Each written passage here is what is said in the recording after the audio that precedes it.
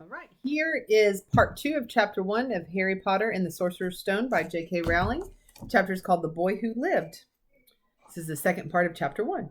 Professor McGonagall sniffed angrily. "Oh, yes, everyone's celebrating all right," she said impatiently. "You'd think they'd be a bit more careful, but no, even the Muggles have noticed something's going on. It was on their news." She jerked her head back at the Dursleys' dark living room window. "I heard it. Flocks of owls, shooting stars. Well, they're not completely stupid. They were bound to notice something. Shooting stars down in Kent? I'll bet that was Daedalus Diggle. He never had much sense." "You can't blame them," said Dumbledore gently. "We've had precious little to celebrate for 11 years. "I know that," said Professor McGonagall irritably, "but that's no reason to lose our heads. People are being downright careless. Out on the streets in broad daylight, not even dressed in Muggle clothes, swapping rumors." She threw a sharp sideways glance at Dumbledore here, as though hoping he was going to tell her something, but he didn't, so she went on. "A fine thing it would be if, on the very day you-know-who seems to have disappeared at last, the Muggles found out about us all. I suppose he really has gone, Dumbledore?" "It certainly seems so," said Dumbledore. "We have much to be thankful for. Would you care for a sherbet lemon?" "A what?" "A sherbet lemon. They're kind of a Muggle sweet I'm rather fond of." "No, thank you," said Professor McGonagall coldly, as though she didn't think this was the moment for sherbet lemons. "As I say, even if you know who has gone—" "My dear Professor, surely a sensible person like yourself can call him by his name? All this you-know-who nonsense. For 11 years I've been trying to persuade people to call him by his proper name. Voldemort." Professor McGonagall flinched, but Dumbledore, who was unsticking 2 sherbet lemons, seemed not to notice. "It all gets so confusing if we keep saying you-know-who. I have never seen any reason to be frightened of saying Voldemort's name." "I know you haven't," said Professor McGonagall, sounding half exasperated, half admiring. "But you're different. Everyone knows you're the only one you know— Oh, all right, Voldemort was frightened of." "You flatter me," said Dumbledore calmly. "Voldemort has powers I will never have. Only because you're too, well, noble to use them. It's lucky it's dark. I haven't blushed so much since Madame Pomfrey told me she liked my new earmuffs." Professor McGonagall shot a sharp look at Dumbledore and said, "The owls are nothing to the rumors that are flying around. You know what everyone's saying about why he's disappeared, about what finally stopped him?" It seemed that Professor McGonagall had reached the point she was most anxious to discuss, the real reason she had been waiting on a cold, hard wall all day, for neither as a cat nor as a woman had she fixed Dumbledore with such a piercing stare as she did now. It was plain that whatever everyone was saying, she was not going to believe it until Dumbledore told her it was true. Dumbledore, however, was choosing another sherbet lemon and did not answer. "What they're saying," she pressed on, "is that last night Voldemort turned up in Godric's Hollow. He went to find the Potters. The rumor is that Lily and James Potter that they're dead." Dumbledore bowed his head. Professor McGonagall gasped. "Lily and James? I can't believe it. I don't want to believe it.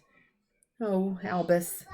Dumbledore reached out and patted her on the shoulder. I know, he said heavily. Professor McGonagall's voice trembled as she went on. "That's not all. They're saying he tried to kill the Potter's son, Harry. But he couldn't. He couldn't kill that little boy. No one knows why or how, but they're saying that when he couldn't kill Harry Potter, Voldemort's power somehow broke, and that's why he's gone." Dumbledore nodded glumly. It's true?" faltered Professor McGonagall. "After all he's done, all the people he's killed, he couldn't kill a little boy? It's just astounding. Of all the things to stop him, but how in the name of heaven did Harry survive?" "We can only guess," said Dumbledore. "We may never know." Professor McGonagall pulled out a lace handkerchief and dabbed at her eyes beneath her spectacles. Dumbledore gave a great sniff as he took a golden watch from his pocket and examined it. It was a very odd watch. It had 12 hands, but no numbers. Instead, little planets were moving around the edge. It must have made sense to Dumbledore, though, because he put it back in his pocket and said, "Hagrid's late. I suppose it was he who told you I'd be here, by the way." "Yes," said Professor McGonagall, "and I don't suppose you're going to tell me why you're here of all places?" "I've come to bring Harry to his aunt and uncle. They're the only family he has left now." You can't mean the people who live here?" cried Professor McGonagall, jumping to her feet and pointing at number 4. "Dumbledore, you can't. I've been watching them all day. You couldn't find 2 people who are less like us. And they've got this son. I saw him kicking his mother all the way up the street, screaming for sweets. Harry Potter come and live here? It's the best place for him, said Dumbledore firmly. His aunt and uncle will be able to explain everything to him when he's older. I've written them a letter. A letter? Repeated Professor McGonagall faintly, sitting back down on the wall. Really, Dumbledore, you think you can explain all this in a letter? These people will never understand him. He'll be famous, a legend. I wouldn't be surprised if today was known as Harry Potter Day in the future. There'll be books written about Harry. Every child in our world will know his name. Exactly, said Dumbledore, looking very seriously over the top of his half-moon glasses. It would be enough to turn any boy's head. Famous before he can walk and talk? Famous for something he won't even remember? Can't you see how much better off he'll be growing up away from all that until he's ready to take it? Professor McGonagall opened her mouth, changed her mind, swallowed, and then said, Yes, you're right, of course. But how is the boy getting here, Dumbledore? She eyed his cloak suddenly as though she thought he might be hiding Harry underneath it. Hagrid's bringing him. You think it wise to trust Hagrid with something as important as this? I would trust Hagrid with my life, said Dumbledore. I'm not saying his heart isn't in the right place, said Professor McGonagall grudgingly, but you can't pretend he's not careless. He does tend to... What was that? A low rumbling sound had broken the silence around them. It grew steadily louder as they looked up and down the street for some sign of a headlight. It swelled to a roar as they both looked up at the sky, and a huge motorbike fell out of the air and landed on the road in front of them. If the motorbike was huge, it was nothing to the man sitting astride it. He was almost twice as tall as a normal man and at least 5 times as wide. He looked simply too big to be allowed, and so wild. Long tangles of bushy black hair and beard hid most of his face. He had hands the size of dustbin lids, and his feet in their leather boots were like baby dolphins. In his vast muscular arms he was holding a bundle of blankets. Hagrid, said Dumbledore, sounding relieved. At last! And where did you get that motorbike? Borrowed it, Professor Dumbledore, sir, said the giant, climbing carefully off the motorbike as he spoke. Young Sirius Black lent it to me. I've got him, sir. No problems, were there? No, sir. House was almost destroyed, but I got him out all right before the muggles started swarming around. He fell asleep as we was flying over Bristol. Dumbledore and Professor McGonagall bent forward over the bundle of blankets. Inside, just visible, was a baby boy fast asleep. Under a tuft of jet black hair over his forehead, they could see a curiously shaped cut like a bolt of lightning. Is that where? Whispered Professor McGonagall. Yes, said Dumbledore. He'll have that scar forever. Couldn't you do something about it, Dumbledore? Even if I could, I wouldn't. Scars can come in useful. I've one myself above my left knee, which is a perfect map of the London Underground. Well, give him here, Hagrid. We'd better get this over with.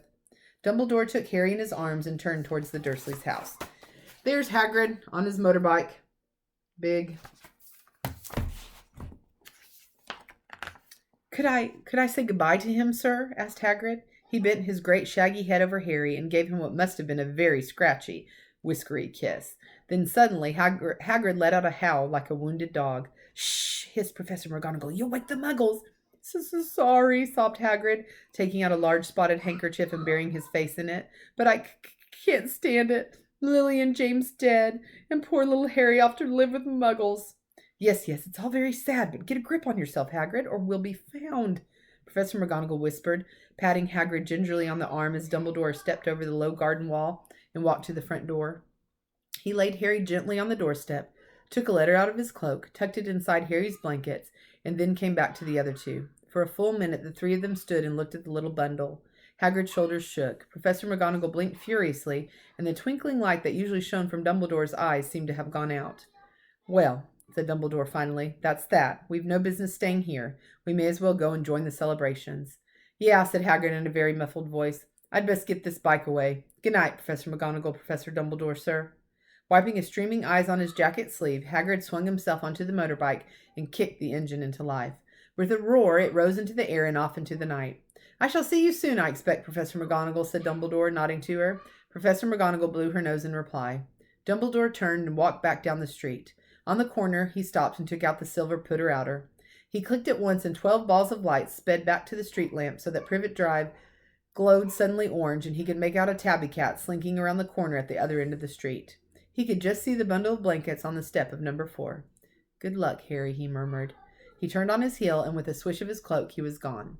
A breeze ruffled the neat hedges of Privet Drive, which lay silent and tidy under the inky sky, the very last place you would expect astonishing things to happen. Harry Potter rolled over inside his blankets without waking up. One small hand closed on the letter beside him, and he slept on. not knowing he was special, not knowing he was famous, not knowing he would be woken in a few hours' time by Mrs. Dursley's screams as she opened the front door to put out the milk bottles, nor that he would spend the next few weeks being prodded and pinched by his cousin Dudley. He couldn't know that at this very moment people meeting in secret all over the country were holding up their glasses and saying in hushed voices to Harry Potter, the boy who lived. There he goes, speeding away. There's Hagrid speeding away in the town underneath. And that's all of Chapter 1, The Boy Who Lived.